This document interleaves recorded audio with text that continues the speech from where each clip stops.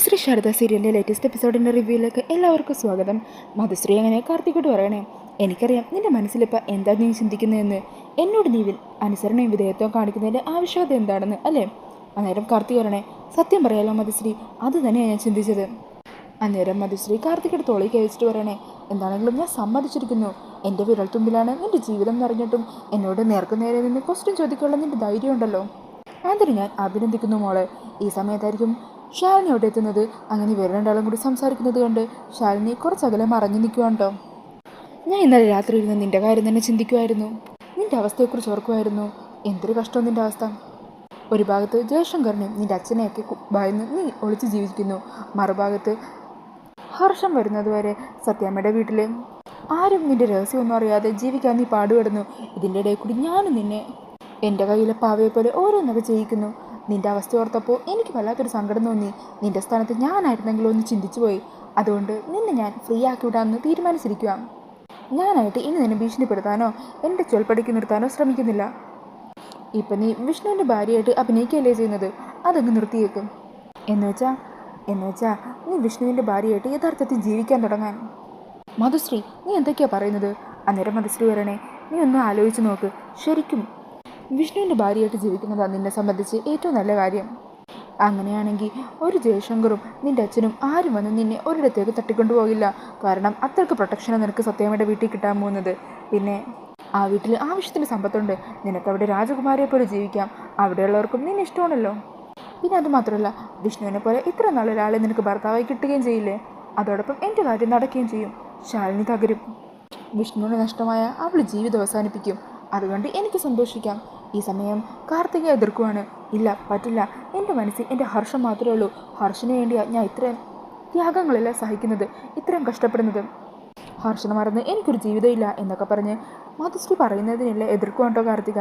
ഈ സമയം ദൂരെ നിൽക്കുന്ന ശാലിനിക്ക് ഇവരുടെ സംസാരമൊന്നും കേൾക്കാൻ പറ്റുന്നില്ല. അന്നേരം രണ്ടാളും തമ്മിൽ എന്തോ തർക്കിക്കുവാണെന്ന് ശാലിനിക്ക് മനസ്സിലാകുക. എന്തിനായിരിക്കും ഇവർ തമ്മിൽ ഇങ്ങനെ തർക്കിക്കുന്നത്? ഒന്നും കേൾക്കാൻ പറ്റുന്നില്ലല്ലോ. അങ്ങനെ കാർത്തികയുടെ എതിർപ്പൊക്കെ കാണുമ്പോൾ മധുശ്രീ പറയണേ, ശരി, അങ്ങനെയാണെങ്കിൽ ഞാൻ പറഞ്ഞ കാര്യം ഞാൻ പിൻവലിക്കുവാണ്. നിൻ്റെ പ്രണയം ഇത്ര ആത്മാർത്ഥമാണെന്ന് ഞാൻ തിരിച്ചറിഞ്ഞില്ല. ചിലപ്പോൾ എൻ്റെ ജീവിതത്തിൽ ഇതുപോലെ ആത്മാർത്ഥമായ പ്രണയങ്ങളൊന്നും ഇല്ലാത്തത് കൊണ്ടാകാം ഞാൻ ഇങ്ങനൊരു കാര്യം നിന്നോട് പറഞ്ഞത്. അതിന് ഞാൻ നിന്നോട് മാപ്പ് ചോദിക്കുക. ശരി, നിനക്കത് ചെയ്യാൻ പറ്റില്ലെങ്കിൽ ചെയ്യേണ്ട. നമ്മൾ മുമ്പുണ്ടാക്കിയ ഡീല് അങ്ങനെ തന്നെ കണ്ടിന്യൂ ചെയ്യുക. ഹർഷം തിരിച്ച് ഈ നാട്ടിലെത്തുന്നതുവരെ നീ വിഷ്ണുവിൻ്റെ ഭാര്യയായിട്ട് ജീവിക്കുക. ശാലിനിയെ പൂർണ്ണമായും നീ വിഷ്ണുവിൻ്റെ ഭാര്യയായെന്ന് വിശ്വസിപ്പിക്കുക. അങ്ങനെ അവളുടെ മനസ്സ് തകർക്കുക. നീ അത് തന്നെ ചെയ്താൽ മതി. പിന്നെ നിൻ്റെ ഏറ്റവും വലിയ ഒരു സങ്കടം എന്ന് പറയുന്നത് ഹർഷനെ നിനക്ക് കോൺടാക്റ്റ് ചെയ്യാൻ പറ്റുന്നില്ല എന്നുള്ളതല്ലേ. നിൻ്റെ ആ സങ്കടം ഞാൻ പരിഹരിച്ചു തരാം. ഹർഷൻ US ലാണെന്നല്ലേ പറഞ്ഞത്? US എവിടെയാ? ന്യൂയോർക്കിൽ എന്ന് കാർത്തിക് പറയുക. അന്നേരം മധുശ്രീ പറയണേ, US എൻ്റെ കുറേ ഫ്രണ്ട്സൊക്കെ ഉണ്ട്. ഞാൻ ഇന്ത്യൻ എംബസി വഴിയായിട്ട് നിൻ്റെ ഹർഷൻ്റെ ഡീറ്റെയിൽസോ ഫോൺ നമ്പറോ എന്തെങ്കിലും സംഘടിപ്പിക്കാൻ പറ്റുമെന്ന് ശ്രമിക്കാം. ഹർഷൻ്റെ ഫോട്ടോയും കുറച്ച് ഡീറ്റെയിൽസ് തന്നാൽ മാത്രം മതി. ഞാൻ IAS ട്രെയിനിങ്ങിനൊക്കെ പോയിട്ടുള്ളതാണ്. ആ കാര്യം നിനക്കറിയാലോ. അതുകൊണ്ട് എനിക്ക് ഈ വകയുള്ള കാര്യത്തിനൊക്കെ ആവശ്യത്തിന് ബന്ധങ്ങളും ഫ്രണ്ട്സും ഒക്കെ ഉണ്ട്. മാത്രമല്ല US ലും ന്യൂയോർക്കിലൊക്കെ എൻ്റെ കുറേ ഫ്രണ്ട്സ് ഉണ്ട്. അവർ വെച്ച് ഈസി ആയിട്ട് എനിക്ക് ഹർഷനെ കണ്ടുപിടിക്കാൻ പറ്റും. ഇപ്പോൾ 14 ദിവസം കഴിഞ്ഞ് ഹർഷൻ നാട്ടിൽ വരുമെന്നല്ലേ പറഞ്ഞത്? എൻ്റെ പവർ ഉപയോഗിച്ച് അവനെ അതിനു മുമ്പേ കോൺടാക്റ്റ് ചെയ്യാനും നിൻ്റെ മുമ്പിൽ എത്തിക്കാനും പറ്റും. ഈ സമയം കാർത്തിക സംശയത്തോടെ ഇങ്ങനെ ആലോചിക്കുക. അത് കാണുമ്പോൾ മധുശ്രീ പറയണേ, എനിക്കറിയാം നിൻ്റെ ഉള്ളിലെ സംശയം എന്താണെന്ന്. ഞാൻ എന്തിനാ ഹർഷനെ കണ്ടുപിടിച്ച് നിന്നെ സഹായിക്കുന്നതെന്ന് അല്ലേ? അന്നേരം കാർത്തിക് പറയണേ, അതെ, ഞാനപ്പോൾ ഇവിടുന്ന് എത്രയും പെട്ടെന്ന് തന്നെ പോകില്ലേ. അങ്ങനെ പോയാൽ നീ വിചാരിക്കുന്ന കാര്യമൊന്നും നടക്കില്ലല്ലോ. ആ സമയം മധുശ്രീ പറയണേ, എടി, ഞാൻ നിന്നോട് ആവശ്യപ്പെട്ടത് എന്താ? ശാലിനിക്ക് മുമ്പിൽ നീ വിഷ്ണുവിൻ്റെ ഭാര്യയായെന്ന് എല്ലാ അർത്ഥത്തിലും സ്ഥാപിച്ചെടുക്കണം. അത്രയല്ലേ ഉള്ളൂ. ഇത് ഒരു പെണ്ണ് വിചാരിച്ച ഒരാഴ്ച, എന്തിന്, ഒരു നിമിഷം കൊണ്ട് സാധിച്ചെടുക്കാവുന്ന കാര്യമേ ഉള്ളൂ. ഞാനിപ്പോൾ നിനക്ക് ചെയ്യാൻ പോകുന്നത് വലിയൊരു സഹായമാണ്. നിൻ്റെ ഹർഷനെ കണ്ടത് മുമ്പിൽ നിർത്തുക എന്നുള്ളത്. അപ്പോൾ ഞാൻ ചെയ്യുന്ന ഈ സഹായത്തിന് പകരം എത്രയും വേഗം ഞാൻ പറഞ്ഞ കാര്യം നീ നടത്തി തരണം. അങ്ങനെയാണ് ഞാൻ ചെയ്യാൻ പോകുന്ന സഹായത്തിന് നീ എനിക്ക് പ്രത്യുപകാരം ചെയ്യേണ്ടത്. അന്നേരം കാർത്തിക പറയണേ, ഹർഷനെ നീ എത്രയും പെട്ടെന്ന് കണ്ടെത്തുമെന്ന് ഉറപ്പാണെങ്കിൽ നീ പറയുന്നത് എന്തും ഞാൻ ചെയ്യാം. Very good. അങ്ങനെയാണെങ്കിൽ നീ ഹർഷൻ്റെ ഫോട്ടോയും ഡീറ്റെയിൽസും എനിക്ക് താ.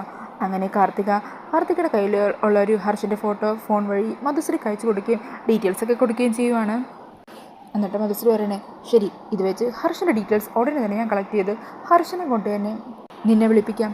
അന്നേരം നീ നിൻ്റെ ഇപ്പോഴത്തെ സാഹചര്യങ്ങൾ എന്തൊക്കെയാണെന്ന് ഹർഷനോട് പറ. കാര്യങ്ങൾ ഹർഷൻ നേരത്തെ തന്നെ അറിയുന്നതല്ലേ നല്ലത്. അല്ലെങ്കിൽ അവനോട് തിരിച്ചു വന്നിട്ട് അറിയുന്നെങ്കിൽ പിന്നീട് അവനിതൊന്നും അംഗീകരിക്കാൻ പറ്റിയില്ലെങ്കിൽ ആകെ പ്രശ്നമില്ലേ. അതുകൊണ്ട് നീ ഇവിടെ നടത്തുന്ന നാടകത്തിനെക്കുറിച്ചും എല്ലാ കാര്യങ്ങളെക്കുറിച്ചും ഹർഷൻ്റെ നമ്പർ കിട്ടിയാൽ നീ അവനോട് തുറന്നു പറയണം. പിന്നെ ഞാൻ നിനക്ക് വേണ്ടി ഇത്ര വലിയൊരു ഉപകാരം ചെയ്യുമ്പോൾ ഞാൻ പറഞ്ഞ വാക്ക് അതിനെക്കുറിച്ച് നീ ഓർക്കണം. നിനക്ക് കിട്ടുന്ന ഓരോ ചാൻസിലും നീ വിഷ്ണുവിൻ്റെ ഭാര്യയാണെന്നുള്ളത് സ്ഥാപിച്ചെടുക്കണം. ശാലിനിയും വിഷ്ണുവിനും തമ്മിൽ പൂർണ്ണമായിട്ടും അകറ്റണം. എന്താ, സമ്മതമല്ലേ? സമ്മതമാണെങ്കിൽ നീ കൈതാ. അങ്ങനെ പറഞ്ഞ് കൈ നീട്ടി നിൽക്കുകയാണ് മധുശ്രീ. അങ്ങനെ കാർത്തിക മധുശ്രീക്ക് വാക്ക് കൊടുക്കുവാണ്. എന്നാൽ ശരി, ഇനി നീ പൊക്കോ. അങ്ങനെ കാർത്തിക അവിടെ നിന്നും പോകുവാണ്. ഈ സമയം ശാലിനി പറയണേ, അവരെന്തിനെക്കുറിച്ചായിരിക്കും സംസാരിച്ചത്? അവർ തമ്മിൽ പരസ്പരം വാക്ക് കൊടുക്കുകയൊക്കെ ചെയ്യുന്നുണ്ടല്ലോ. എന്തോ ചില കള്ളക്കളികളൊക്കെ ഉണ്ട്. ഈ സമയം മധുശ്രീ ഹർഷൻ്റെ ആ ഫോട്ടോയിൽ നോക്കിയിട്ട് പറയണേ, എടാ ഹർഷ, നീ ഒരിക്കലും ഇനി നാട്ടിലേക്ക് വരാൻ പോകുന്നില്ല. അവിടെയുള്ള എൻ്റെ ഫ്രണ്ട്സിനെ ഉപയോഗിച്ച് നിന്നെ ഞാൻ ഈ ഭൂമിയിൽ നിന്ന് ഞാൻ ഇല്ലാതാക്കും. അവളിനി ജീവിതകാലം മുഴുവൻ വിഷ്ണുവിൻ്റെ ഭാര്യയെ അവിടെ തന്നെ ഉണ്ടാകും. അങ്ങനെ പറഞ്ഞ് മധുശ്രീ അവിടെ നിന്നും പോകുവാണ്. അങ്ങനെ മധുശ്രീ കാറിൻ്റെ അരികിലെത്തുമ്പോൾ അവിടെ ശാലിനി കാത്തു നിൽക്കുന്നുണ്ടാകട്ടോ. ശാലിനിയെ കാണുന്നതും മധുശ്രീ ആകെ ഒന്ന് പേടിച്ചു പോകുവാണ്. ഈശ്വര, ഇവളുണ്ടായോ? ഇനി ഇവൾ എന്തൊക്കെ കാര്യങ്ങൾ ഒപ്പിയെടുത്തിട്ടുണ്ടാവും. അങ്ങനെ മധുശ്രീ ശാലിനി മൈൻഡാക്കാതെ കാറിൽ കയറാൻ തുടങ്ങുമ്പോൾ ശാലിനി തടയുക. അപ്പോൾ നീയാണല്ലേ ഇതിന് പിന്നിൽ കളിക്കുന്നത് എന്ന് ശാലിനി ചോദിക്കുമ്പോൾ മധുശ്രീ പറയണേ, അതെ, ആരും കണ്ടുപിടിക്കില്ലെന്നാണ് വിചാരിച്ചത്. പക്ഷെ നീ ഇത്ര വേഗം കണ്ടുപിടിച്ച് കളഞ്ഞല്ലോ. ഇനിയിപ്പോൾ എന്താ, ഇൻ്റർപോൾ വരുമോ അല്ലെങ്കിൽ CBI വരുമോ എന്നെ അറസ്റ്റ് ചെയ്യാനായിട്ട്? അല്ല, ഈയിടെ നടന്ന ലെബനനിൽ നടന്ന സ്ഫോടനത്തെ പറ്റിയല്ലേ നീ ഇപ്പോൾ എന്നോട് ചോദിച്ചത്? ലോകം മൊത്തം അന്വേഷിച്ചിട്ടും കണ്ടുപിടിക്കാൻ പറ്റാത്ത ആ കുറ്റവാളിയെ നീ കണ്ടുപിടിച്ച് കളഞ്ഞല്ലോ ശാലിനി. Well done. ഒരു ഷെയ്ക്കാൻ്റെതാടോ. അന്നേരം ശാലിനി പറയണേ, ഞാൻ എന്താ ഉദ്ദേശിച്ചെന്ന് നിനക്ക് മനസ്സിലായിട്ടുണ്ടെന്ന് എനിക്കറിയാം. അന്നേരം മധുശ്രീ പറയണേ, ഓ, ഇപ്പം ഞാൻ സംസാരിച്ച പെൺകുട്ടിയാണോ? ആ കുട്ടി എന്നോട് വന്ന് വഴി ചോദിച്ചു. ഞാൻ കൃത്യമായിട്ട് വഴി പറഞ്ഞു കൊടുക്കുകയും ചെയ്തു. അങ്ങനെ അവളോട് നിന്ന് പോയി. അല്ലാതെ അവൾ ആരാ എന്താ എന്ന മേൽവിലാസമൊന്നും ഞാൻ ചോദിച്ചില്ല.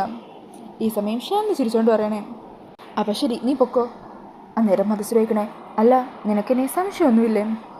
അന്നേരം ശാലിനി ചിരിച്ചുകൊണ്ട് പറയണേ, നീ IAS ട്രെയിനിങ്ങിനുണ്ടായിട്ടും ക്രിമിനോളജി ഒന്നും നീ പഠിച്ചിട്ടില്ലെന്ന് തോന്നുന്നു. എത്ര സമർത്ഥനായ കുറ്റവാളിയും താൻ ഒളിപ്പിച്ചു വെക്കാൻ ആഗ്രഹിക്കുന്ന കാര്യമുണ്ടല്ലോ, അത് മറച്ചു വെച്ചതിന് ശേഷം അതാർക്കും മനസ്സിലായില്ലല്ലോ എന്നറിയാനായിട്ട് ഒന്നുകൂടിയൊന്ന് ശ്രമിക്കും. ഭംഗിയുള്ളൊരു മൂടുപടം അതിന് മീതെ ഉണ്ടെന്ന് ഉറപ്പാക്കാൻ ശ്രമിക്കും. എനിക്ക് മുമ്പിൽ നിഷ്കളങ്ക ചമയാനായിട്ട് അങ്ങ് ലെബനൻ വരെ പോകേണ്ടി വന്നു നിനക്ക്.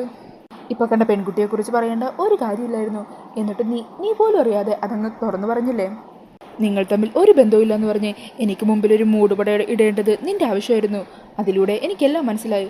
അല്ല ശാലിനി, അത് എന്ന് മധുശ്രീ പറയാൻ തുടങ്ങുമ്പോൾ ശാലിനി വരണേ, ഇനി നീ കൂടുതൽ എക്സ്പ്ലനേഷൻ തരണമൊന്നുമില്ല, നീ പൊക്കും. അന്നേരം ശാലിനി മനസ്സിൽ പറയണേ, ഇതിൽ കൂടുതലൊന്നും നിൻ്റെ നാവിന്ന് വരില്ലെന്ന് എനിക്ക് ഉറപ്പായിരുന്നു. എന്താണെങ്കിലും നീയും കാർത്തികയും തമ്മിൽ ബന്ധമുണ്ടെന്ന് എനിക്ക് മനസ്സിലായല്ലോ.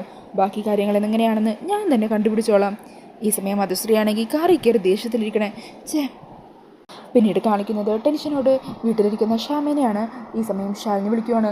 അങ്ങനെ ശ്യാമ വേഗം തന്നെ കോൾ അറ്റൻഡ് ചെയ്യുക. എന്തായി കുഞ്ഞേച്ചി? ഞാൻ കുഞ്ഞേച്ചി വിളിക്കാത്ത കാരണം ആകെ ടെൻഷൻ അടിച്ചിരിക്കുമായിരുന്നു. ആ കാർത്തിക ആരെ കാണാനാണ് പോയത്? അന്നേരം ശാലിനി പറയണേ, മധുശ്രീയെ കാണാനോ? അപ്പോൾ അവളെ ഇവിടെ എത്തിച്ചതിൻ്റെ പിന്നിൽ മധുശ്രീയാണോ? അങ്ങനെ ഉറപ്പിക്കാൻ നമുക്കായിട്ടില്ല. എന്നാലും മധുശ്രീയും കാർത്തികയും തമ്മിൽ എന്തോ ഒരു ബന്ധമുണ്ട്. ഈ സമയം ശ്യാമ പറയണേ, അവളിവിടെ എത്തിയിട്ടുണ്ടെങ്കിൽ എന്തോ ഒരു കള്ളത്തരം കാണിച്ചിട്ട് തന്നെയാണ്. വിഷ്ണുവേട്ടൻ്റെ മനസ്സ് അവൾ എങ്ങനെയോ പാട്ടിലാക്കി. അത് എങ്ങനെയാണെന്ന് കണ്ടെത്തണം കുഞ്ഞേച്ചി. അന്നേരം ശാലിനി വെക്കണേ, അല്ല, വിഷ്ണുവേട്ടനെ കാർത്തികയുടെ വിവാഹം നടന്ന അമ്പലം ഏതാണെന്ന് നിനക്കറിയോ? അന്നേരം ശ്യാമ ഒന്ന് ആലോചിക്കുക. ബാമ എന്ന് ചോദിച്ചപ്പോൾ വിഷ്ണു അതിന് ആൻസർ പറഞ്ഞല്ലോ. അങ്ങനെ ആ സംഭവം ഓർത്തിട്ട് ശ്യാമ പറയണേ, ആ കുഞ്ഞേച്ചി പാലോടിലെ മഹാദേവ ക്ഷേത്രത്തിൽ. ശരി, ഞാൻ അവിടെ പോയി ഒന്ന് അന്വേഷിക്കാം. ശരി കുഞ്ഞേച്ചി, എന്തെങ്കിലും വിവരം കിട്ടിയാൽ വിളിക്കണേ. ശരി മോളെ. അങ്ങനെ പറഞ്ഞ് ശാലിനി ഫോൺ കട്ടാക്കിയിട്ട് നേരെ പാലോട് ക്ഷേത്രത്തിലെത്തുവാണ്. അങ്ങനെ അവിടുത്തെ പൂജാരിയുടെ അരികിലെത്തുവാണ്ട് ശാലിനി. കളക്ടർ മാഡം അല്ലേ? കളക്ടറേറ്റിൽ നിന്ന് വിളിച്ചിരുന്നു. എന്തോ വിവരം അറിയാൻ ഇങ്ങോട്ട് വരുമെന്ന് പറഞ്ഞിരുന്നു. എന്താ മാഡത്തിന് അറിയേണ്ടത്? തിരുമേനി, നമുക്ക് കുറച്ചങ്ങ് മാറി നിന്നാലോ? അതിനെന്താ, അങ്ങനെ അവർ രണ്ടാളും മാറി നിന്ന് സംസാരിക്കുക. അന്നേരം ശാലിനി ചോദിക്കണേ, തിരുമേനി, എനിക്കൊരു വിവരം അറിയാനാണ് വന്നത്. നവംബർ 9 ഈ അമ്പലത്തിൽ വെച്ച് നടന്ന വിവാഹങ്ങളുടെ ഡീറ്റെയിൽസ് ഒന്ന് വേണമായിരുന്നു. അന്നേരം തിരുമേനി ഒന്ന് ആലോചിക്കുക. നവംബർ 9 ഇവിടെ അങ്ങനെ വിവാഹങ്ങളൊന്നും നടന്നില്ല.